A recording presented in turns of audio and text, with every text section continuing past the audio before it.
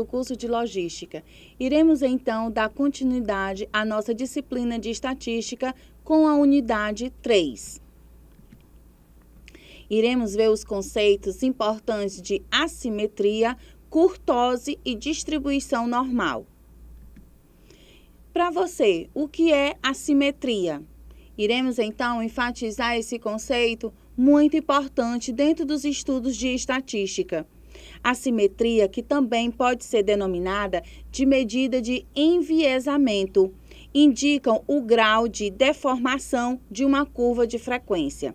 Já a curtose é o grau de deformação, que é a assimetria, e o grau de achatamento ou afilamento, curtose, da curva de frequência dos histogramas. Iremos, então, verificar 3 medidas de assimetria. Iremos, então, começar as medidas de assimetria. A primeira medida de assimetria é também chamada de simétrica ou padrão.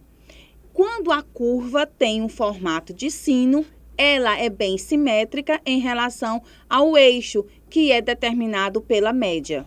Já a segunda medida de assimetria é uma curva chamada assimétrica à direita ou positiva, pois, como podemos observar, ela tem uma cauda à esquerda, de acordo com a apostila disponível na plataforma Apostila do professor Marcos Antônio Barbosa, na página 128.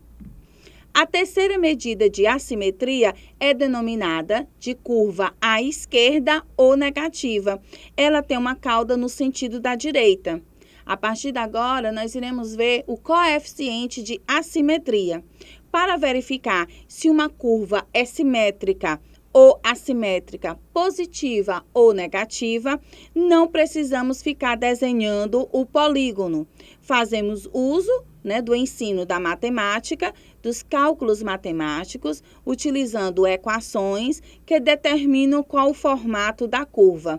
Essas equações algébricas utilizam medidas de tendência central e de dispersão para determinar o chamado coeficiente de assimetria. Então, nós iremos precisar de todos aqueles cálculos de média, de mediana e da variância e do desvio padrão.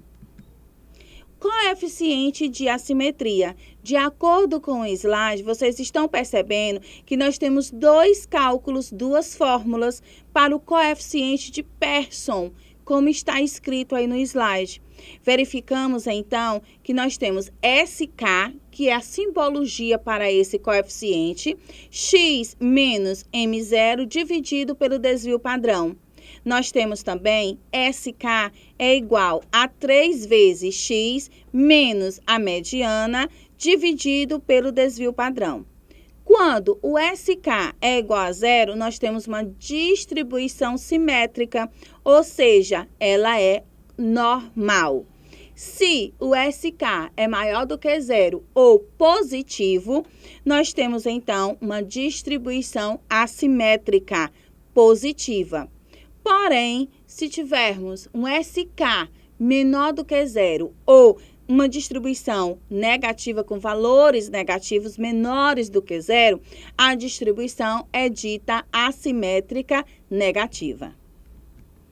Calculando o coeficiente de assimetria e como classificar uma curva com a distribuição que possui.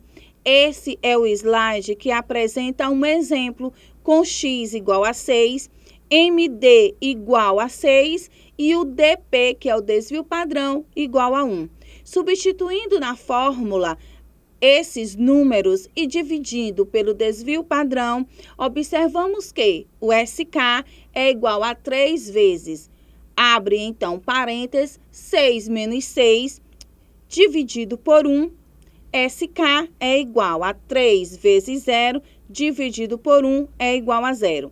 Logo, a curva é normal, ou seja, simétrica e tem um formato abaixo. X é igual a ME, que é igual a M0.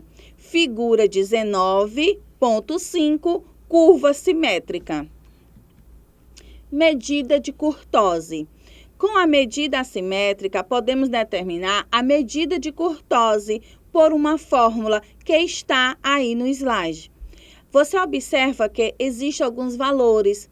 Quando este K for igual a 0,263, nós teremos uma distribuição normal.